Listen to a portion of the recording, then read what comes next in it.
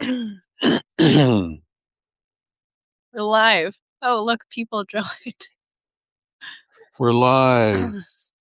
Oh my God. Ollie joined twice.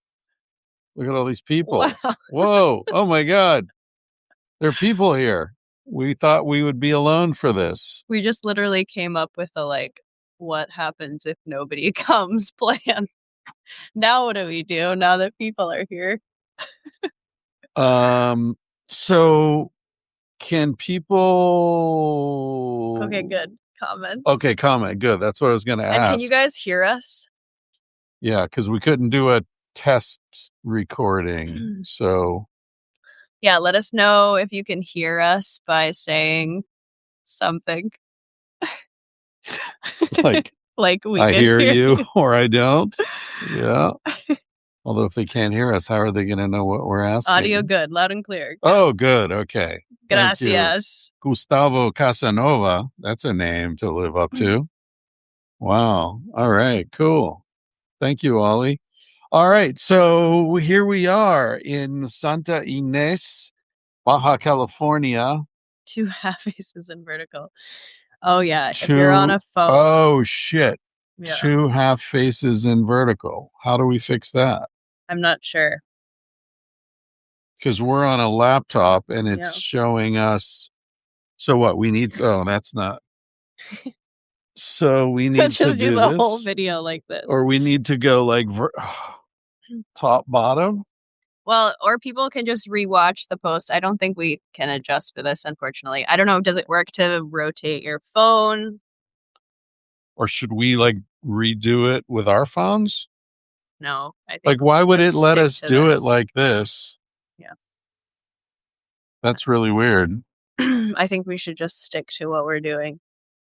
Well, that's annoying though if they're seeing half our face in vertical. Sit back further. You guys might not be able to hear us. We can try that. Help? All right, let's try that. Is that better? Can you guys hear us still?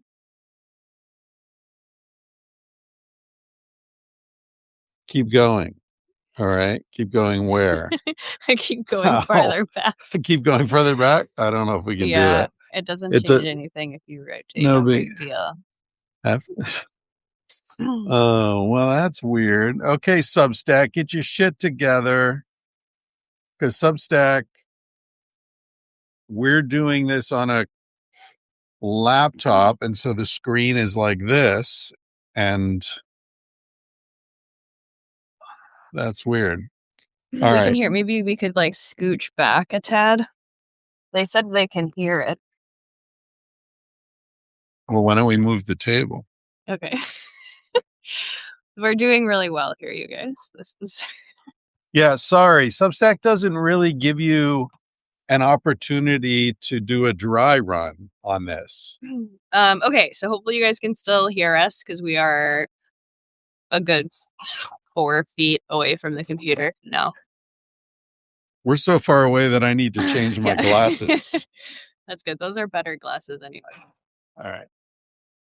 Okay. Hopefully you can see most of our faces now. So let us show you where we are. Right now we're in a palapa, which I love. See the roof? And then this is what we're looking at right out here.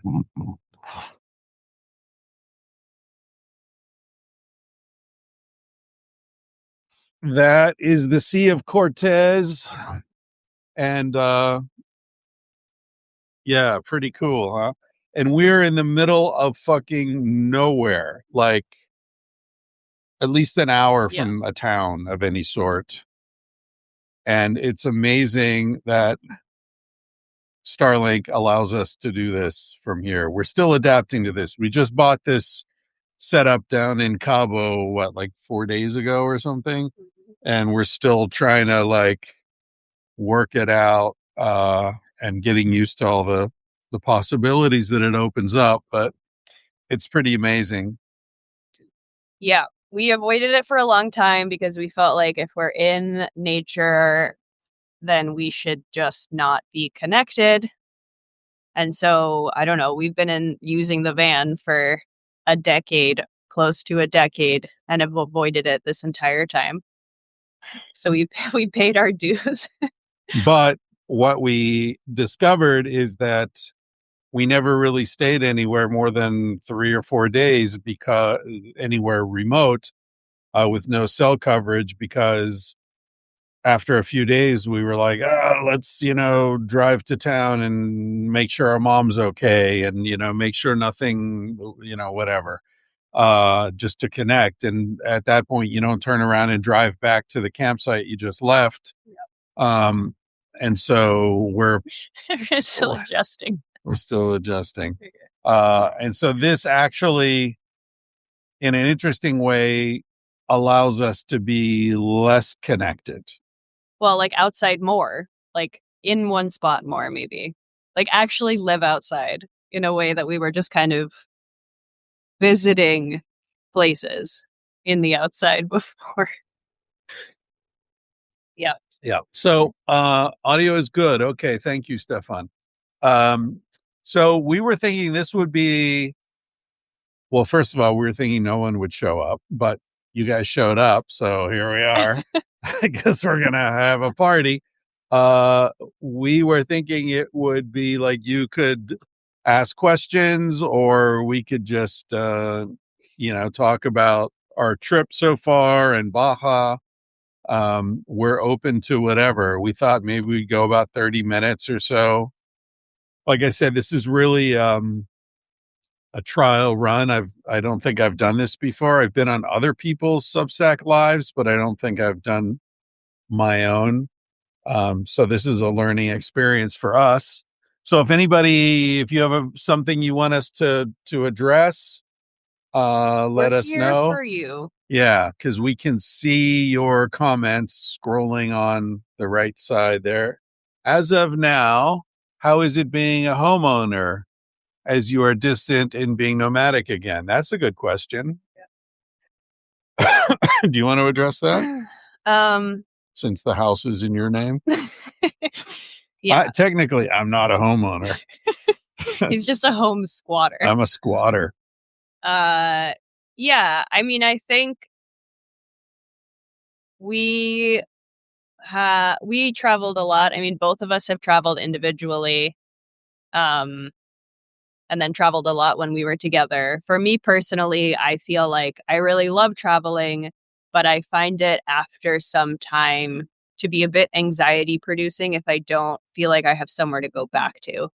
And like the endless switching of mattresses and polyester sheets and like uncomfortable this and uncomfortable that just gets really old. And so it's really nice to be able to go home to something. I will say traveling in the van makes that a lot easier because we're essentially traveling with like a miniature version of our home. So we have a lot of creature comforts. So yeah, I mean, we went on this trip after 3 years of not leaving our home because we were adding to it and renovating it and like doubling the square footage. And when I say we, it was mostly Chris. But we were just highly focused in Crestone, and that felt really good and like what we wanted to do. But then, especially over the past year, we started to feel like we were losing our minds a little bit and like we really needed to take a break. And we actually had a trip to Mexico planned last spring. Oh, yeah. And then we canceled it at the very last minute because we just like couldn't figure out really how to be away. So, well, I had just traveled to Spain. And after that trip to Spain and back, I was like really happy not to go to an airport and fly anywhere again. Yeah. Yeah. I think I got COVID on the flight back. Yeah. And like we've been worried that the world was going to end like for the past 3 years. Since before we met. So really. That was also part of it. We were just like, oh, we feel so safe and so comfortable and so lucky to be in Crestone for so many reasons that it is honestly hard to leave. But it's a very small place and perspective is important. And so it was a weird timing thing because we're like, we just finished. I mean, we still have some work to do, but we made our house livable, really, for the first time. We have this gorgeous living room and dining room. We could finally enjoy it. And we spent 1 month enjoying it, and then we left, which was, I think, confusing for people. And I think the reason it worked out that way is just because we literally couldn't leave while we were working on it. So, yeah. And we've decided to go home in April. We were going to go to mainland Mexico and do a longer trip, but for so many different reasons, we decided to go back. And our friend Goldie, who lives in Crestone. Who was on the podcast recently. Yeah. Amazing woman. Nobody's living in our house, but she is watering our plants and feeding my sourdough and collecting our mail, which is like someone living in the house. The sourdough is living in the house. Yeah, the sourdough is as close to a child as we have. Yeah, I will not get a pet. But I will have a sourdough child. Like when we went to Montana, Anya brought the sourdough in its own little special bag, and we had to stop at rest areas so it could pee. Take it for a walk. Yeah, it's literally in a little lunch bag with my little flour and my spoon, and I transfer the ice packs. It's really ridiculous, actually. Yeah. But if you've had my sourdough pizza crust, you would understand. Yeah. It is alive and off gases. Yes, like a child. Mm-hmm. Yes, yes, very much. So we decided not to extend this trip. Initially, we were going to go drop the van off, leave the van in LA, and then fly to mainland Mexico and spend some time down there. But we decided to delay that. And we're kind of taking more time in Baja than we expected. We're going to the Bombay Beach Biennale at the end of March, which I've talked about on the podcast a bunch. Our friend Tal Ruspali will be there and lots of other people. So we're going to go there and see them. And then we're going to drive to Crestone first week of April. And depending on the weather, maybe we'll kind of dilly-dally in Utah. There are a bunch of places in Utah that we really love. So if the weather's good, we might stop in Utah and do another one of these from Boulder, Utah, or Escalante, or wherever. That's the route that we like to take. So, Megan. Hi, Megan. Hi, Megan. Megs. Yeah, I know. The sand, it's in my toes right now. Yeah, how do you like the sand, Chris? How do you like the beach? I like the sand. Yeah. I'm not a beach guy. We got this palapa today, okay? The people who were here left and we fucking jumped on it, and it makes all the difference because I cannot be in the sun all day. And there is no fucking shade in Baja. I'll tell you that. Yeah. There are no trees. There's no shade. A fucking saguaro cactus does not give you much shade. So Baja is a shadeless land. And if you have fair skin, that is a problem. So we've been in beautiful places where from 10 a.m. till 4 p.m., I'm moving my chair around the van to be in the shade cast by the van. So I'm essentially like sitting in a chair in a parking lot while Anya's off sunbathing on the beach or whatever the fuck she's doing. It's not my ideal vacation scenario. You've been such a good sport, though, I have to say. Yeah. Thank you. I mean, this is a totally beautiful place, but it's 6:10 in the afternoon. And now's when I walk on the beach or go for a swim or whatever. But yeah, from 10 to 4 or so, fuck that. I'll crawl under the van to get out of the sun. Or sit in the van in 115 degrees. I do spend some time sitting in the microwave oven. Yeah. So, yeah. I mean, it's okay in the winter, but I would not be here in the summer. I would sizzle and die. Yeah. So anyway, Nick, Nick joined. Nick, our neighbor Nick. Hi, Nick. What else, guys? What else? Tell us what to talk about. Do you want to see my tan lines? No, they don't want to see that. I don't have any tan lines. I haven't worn pants all day today. That's the kind of day it is. I've just been wearing a sarong. So you're like, throwing it back to your I'm an Indian days. Well, it's not a loincloth. But it's close. It's more like it's closer than I'm in pants. Thailand days. Yeah. More like that. Yeah. So yeah, the food is great. We haven't gotten sick. That whole cliche about Mexico. I don't know if it's Baja or just Mexican. Yeah. Water hygiene has improved, but we've cooked a fair amount of our own food. Yeah. See, they really want to see the tan line, Chris. Nah. You should show your tan lines. No, that would be more interesting. Maybe weirder. Abby, is that Abby from Australia who just joined? Abby McKay. Is that the same Abby? I'm not sure. So yeah, anything else you want to query us about? Any and all topics in our palapa? Oh, it's Liam.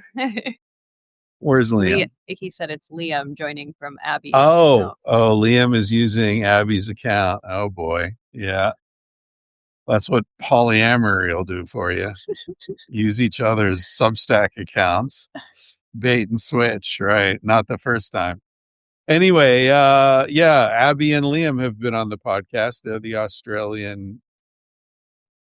Are you guys polyamorous or ethically non-monogamous? I forget how you. We're interviewing our listeners. You identify. Yeah. So, should we talk about the other reason we're going back to Crestone? Sure. Do you know what I'm referring to? I do. All right. So we're going to write a book proposal and pitch a book that we've been talking about a lot on this trip, and sort of working out ideas and thinking it through. But that's the other reason that we decided to go back, because while it sounds really great, like, oh, let's go, hang out in the van in the woods and get some work done. I don't know how much work we really get done. Although I don't know how much work we're really going to get done in Crestone either. But yeah, but we've done this thing like enough times to have learned our lesson, where we're like, we're going to go to this place and get work done. Like, I remember we did this when we went to Guatemala. We were there for maybe 2 months, and I don't even remember what the work was that we were supposed to be doing, but I know we didn't do it. And we met up with a friend and drank a lot of wine and ate a lot of food and traveled. And I think that's the other thing, that your memory or nostalgia is memory without detail thing. The energy that just goes into traveling on its own is that's the amount of energy that I have personally.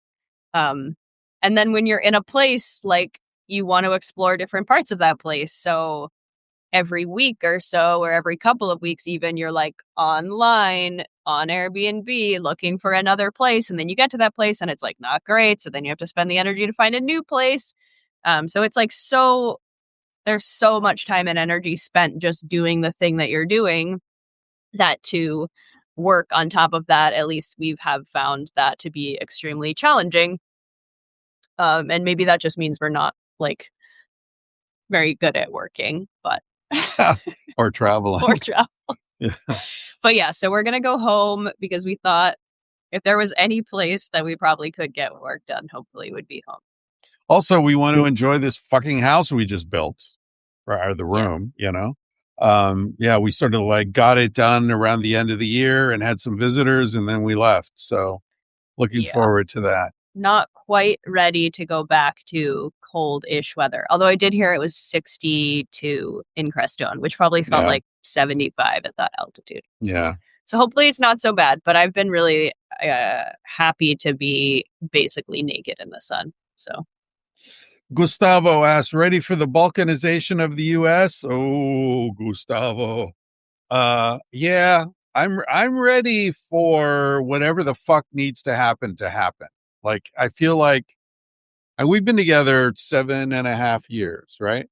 And that entire time, plus a bunch of time before that, I have been waiting to see what's going to happen. Like, it's clearly, I've been waiting I feel like my entire generation is like, can we just get this over with, please? right. Like, It's like waiting for a diagnosis. Like, you've gone in for the testing and yeah. now you're waiting for that call. Like, am I dying or am I going to be okay? Or, what? I feel like we've been in this weird liminal space between knowing some shit's about to fall and waiting. It hasn't fallen.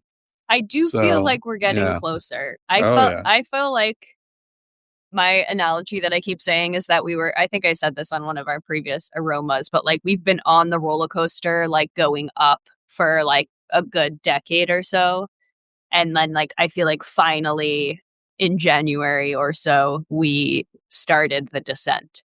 Um, and it's just going faster and faster. And I think we're more here than we have been before, but I think time will still tell what here means.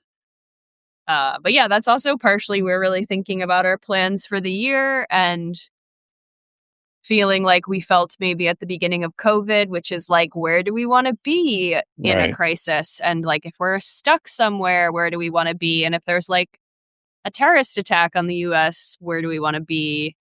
Or something else happens in the The world, where do grid we want to goes be? down, or, yeah, Yeah. like Crestone is a very, uh, it's interesting because depending on your perspective, you could say it's a very vulnerable place because it's very far from infrastructure. Like, the nearest police station's 45 minutes away, or the nearest Walmart is an hour away. But from another perspective, it's I think, a very safe place for precisely those reasons. It's very far. It's 3.5 hours from Denver, right? Which is the, largest, big city around. But it's so remote and, a lot of people are off grid. So a lot of people have their own electricity. They have their own water source. There's a lot of self-reliance and Yeah. redundancy, I think. I mean, I think like I don't do it. We don't do it. But I know a lot of people who drink unfiltered creek water and serve that to their children as their primary source of water, which like, if you think about where, especially in the US, that's still even remotely plausible, like Yeah. is such a small percentage. And I think that's just an extremely Yeah. lucky resource. And whatever danger there is not from industry. There's nothing upstream. The danger would be the animal died and fell in the stream. Like, that's about the only danger. Yeah. So anyway, what was that question? Oh, the balkanization of the US. Yeah, I'm ready for whatever. We're ready. Bring it on. Whatever's supposed to happen, fucking happen already. I'm tired of waiting. I don't want to die wondering what's going to happen. It's like, how's my guitar coming? It's not, Henry. Thanks for asking. I didn't bring the guitar with me. So yeah. You played guitar one time with a friend. Oh yeah. Tom whipped out his guitars and was trying to teach me a song. Yeah, he actually like tricked you. I think he said he was going to do something and then he like put the guitar in your lap. Yeah. He was like, I'm not going to tell Chris what I'm doing, but it's a secret guitar lesson. And it worked. And he's a really good teacher and he enjoys it. So yeah, if we spend more time with him, I would have enjoyed that. But he had an acoustic guitar and it really hurt my fingers, the steel strings. So anyway, that's another good thing about being home. The great thing about travel, of course, you all know that is it makes you appreciate going home, So I'm looking forward to it, and getting back to the guitar is one of the reasons. Deke asks how to keep a relationship still engaging after the 3-year mark. Why the 3-year mark? Probably because Deke is there. Oh, is Deke 3 years into it, you think? I would assume. I've never found 3 years to be difficult. I think I maybe have. I mean, it doesn't really actually matter what the year mark is, I think.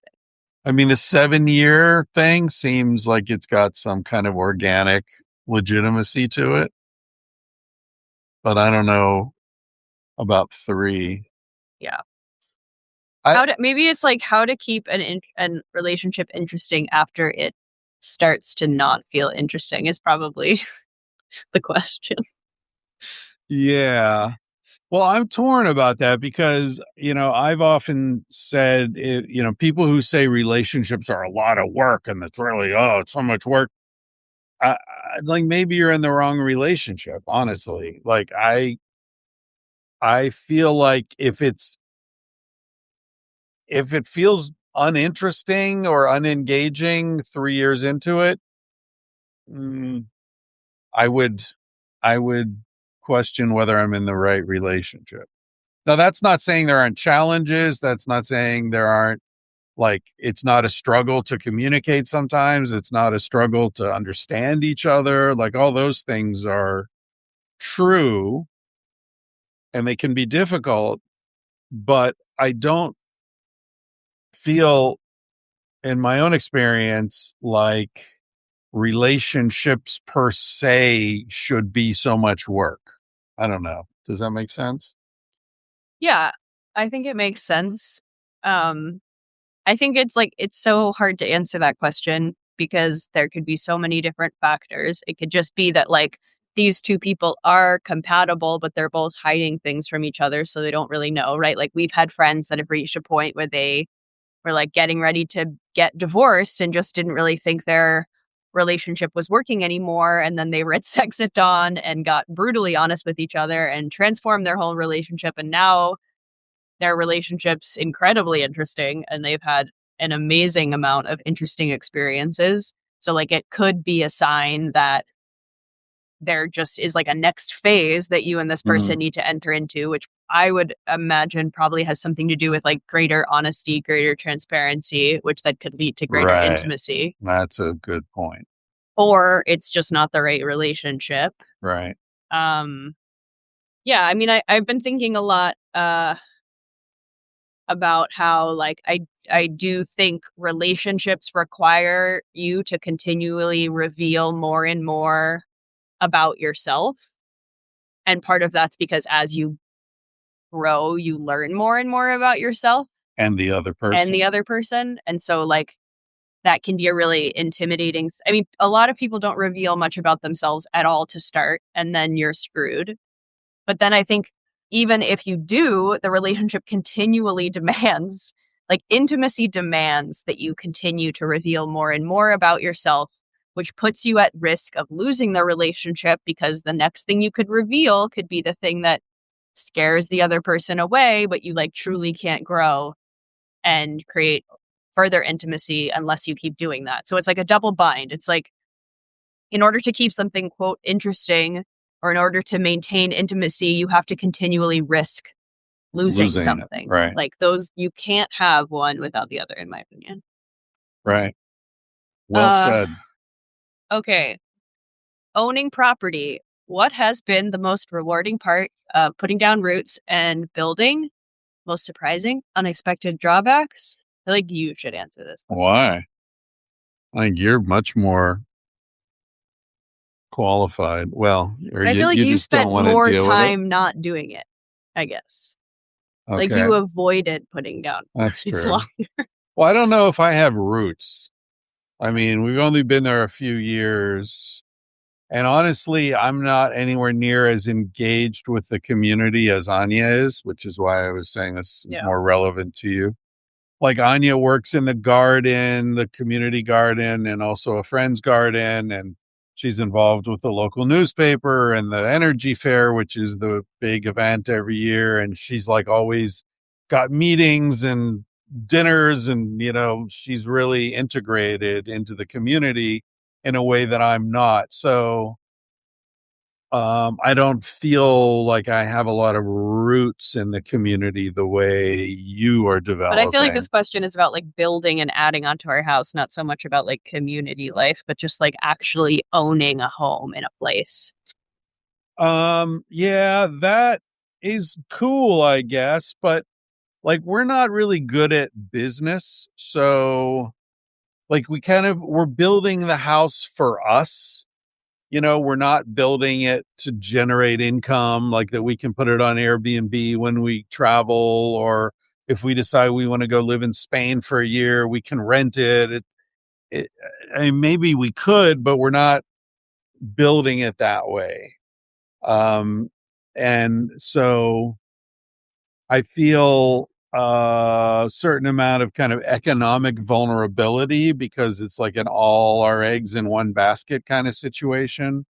If the place burned down in a wildfire, we'd essentially be living in the van, like it's, so that I guess for me is an unusual feeling because I had an apartment. Casilda and I bought an apartment in Barcelona, but that's different. It's not a property and you don't have to take care of it the same way. But I had a thought today, actually, that I'm kind of looking forward to going back and doing some finishing the projects, like doing the trim in the shower and building the vanity in the bathroom and building an outdoor shower and maybe a sauna and like that aspect of it. I'm enjoying more than I expected to. So that's a surprise. Yeah. So not really asking if property is a business, but the satisfaction, building, growing, adapting. Yeah. Yeah. Yeah. So there's that, but it's expensive, and it's so much work. Like it's a lot of fucking work. I think the biggest issue for us has been or was or is the expectation that like I think we sort of romanticized this idea of like we're going to move to this place and our friends are going to move there and we're all going to help each other build our homes. And eventually like none of our friends moved and they're like, well, maybe we need to just build our home so we can like prove that we're actually doing this, because to be fair, we were kind of like maybe not, in and out, here kind of, but also not really here. And so we took the plunge to do this, and we ended up buying a house, which was not the original plan, but then really spending a lot of time building onto it. But it's just been really hard. Like neither one of us know anything about building really. Like actually we know some things. Chris knows some things. But we're both like we're not skilled. And I think the most challenging part for both of us has been like we're doing everything for the first time. You should like lean in a little bit. We're doing everything for the first time, and like when you do something for the first time, you suck at it. You're too far out of the frame, babe. Yeah. Where do you want me? There. Here, stay here. Lean in, lean out, lean in, lean out. I meant like lean in toward. Oh, toward you. All right. But you're shouting in my ear. Sorry. This is challenging, y'all. Next we'll talk about if we got married. But yeah, so it's really frustrating to do something for the first time and like really suck at it. Because, and then move on to another thing for the first time. We don't get to do, like my uncle Dan told me, he'd done some building and he said, they always say you build your first house for your enemy, your second house for your friend, and your third house for yourself.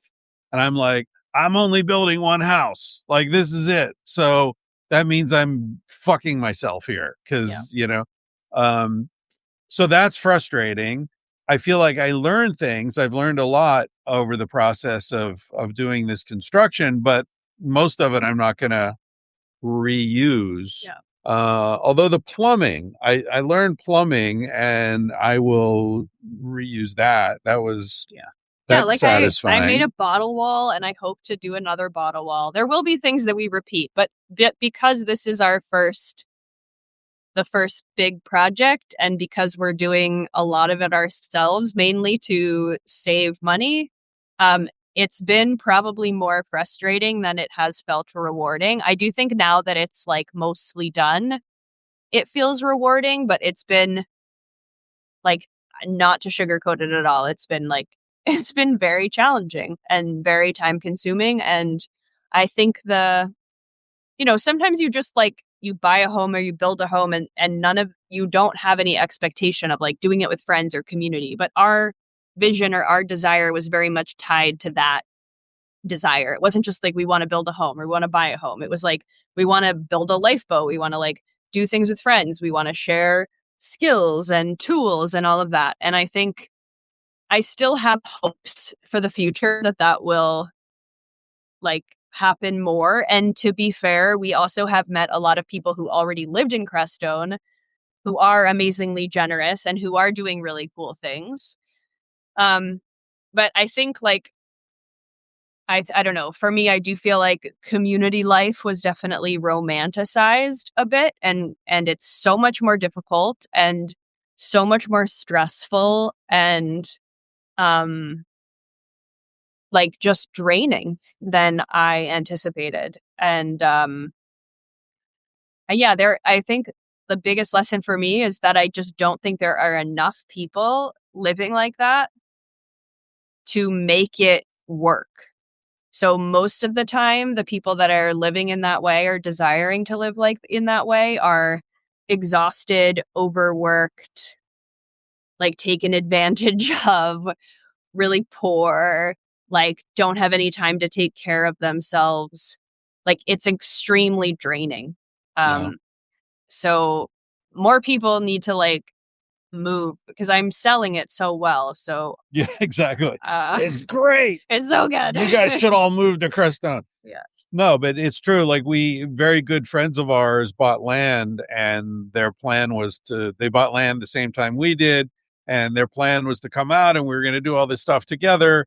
But it's proven to be difficult for them because they have a business and they're aging parents. And so, they keep saying, well, yeah, we're coming, but they haven't yet. And so we've ended up doing this on our own more. Yeah. What were we? Oh, did we get married? Yes, we got married. Did Chris propose? After we got married, I think. Yeah, right. We got married and then Chris got down on one knee in a graveyard. It was an old church. But it was like the graveyard next to the church. I thought it was fantastic, actually. Right. That was perfect. Yeah. But no, I think that's like gave me a ring from your mother. But I think I maybe proposed. Yeah. Or proposed. We had talked about it before. Now, I think both of us thought we never wanted to get married again. I didn't want to get married again. I didn't seek out marriage. It wasn't something I found valuable. So we had talked about it, but it just wasn't something that felt really important to either one of us.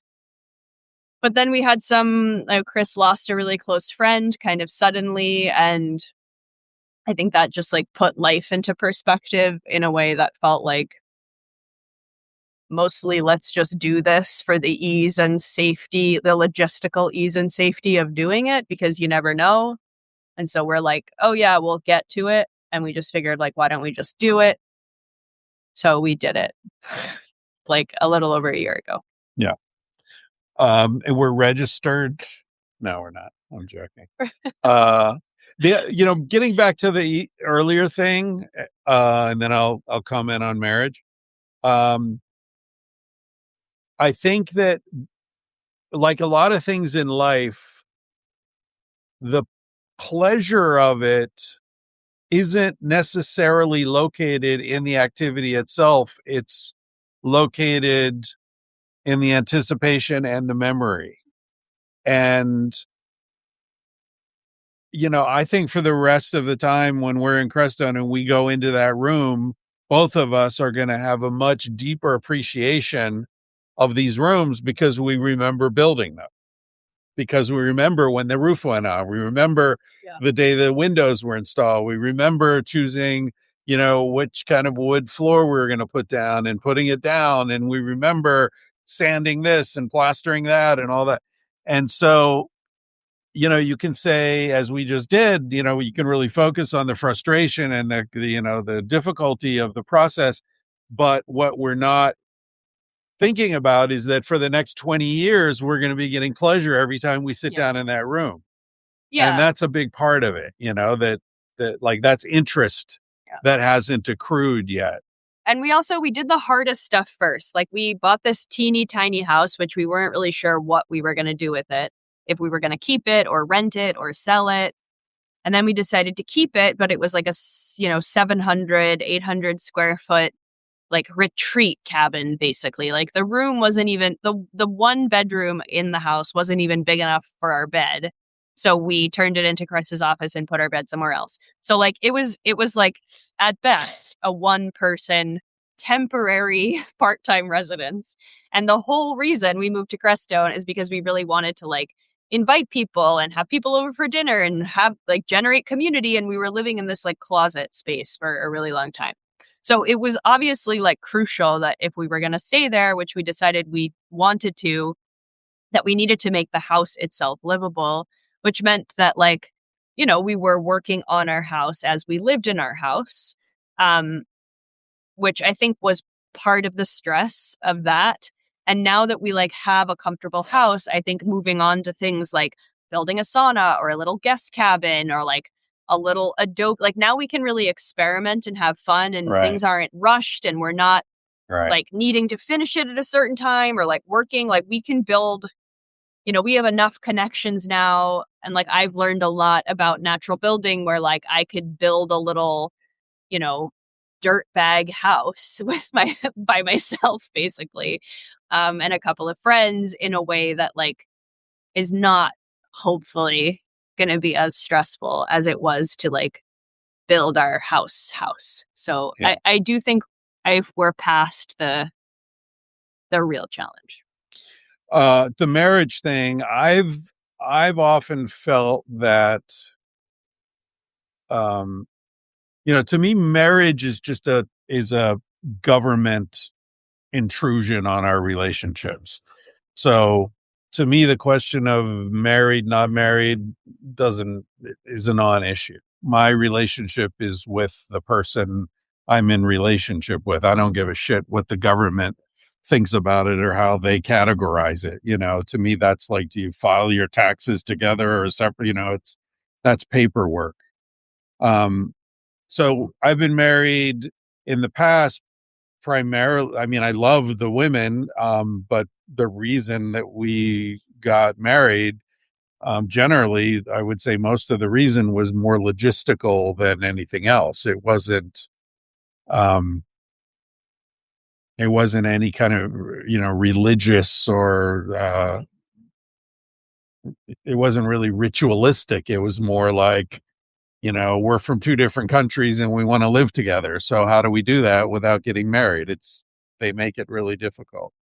So, yeah. So my thing about marriage is, as Anya said, it's more like, inheritance rights and financial shit. And you get to visit the other person in the hospital if, there's a problem, and it's all that kind of stuff. And if the government didn't make all that shit necessary, then I wouldn't really see the point of marriage. Yeah. Whoa. Oh, what the fuck is that? Okay. Hey. Watch like Chris and Anya freak out about a bug. That bug is like really intimidating. Is that a bird or a bug? Okay. Mad Carl. He did say my wife on the podcast with you. Okay, so he gave it away. Oh, with grandma. Oh, yeah. Okay. All right. Any other questions? Furniture maker, Adam. Yeah. Yeah. Although, I mean, I would imagine when you're a skilled carpenter, there is pleasure in the process of carpentry. Skilled being the key word. Exactly. Keyword. As a furniture maker. Yeah. I mean, you have to be skilled. So, all right, cool. Any other questions, or should we sign off? It's been more than half an hour. Now we know how this works. We can do it more often. Hopefully you see most of our faces. Oops. Ha ha. Yeah. How are your neighbors? Absent. Our neighbors Yeah. are absent, but I guess so are we. Yeah. Nick and his partner Lily, I met Lily through my podcast many years ago. And Nick and Lily, I have to say, they're like one of the only people that were like, fuck it, we're actually moving to Crestone. Bought a house in Crestone, and not only a house in Crestone, but literally the house next door to us. Although Lily has a thing for buying houses. So she just bought another house in Texas. So they've been living in Texas, fixing that up. Yeah, and Nick's been on the podcast. Yeah. He's the guy who was in Antarctica and wears shorts in the middle of winter in Crestone. Always shorts. Yeah.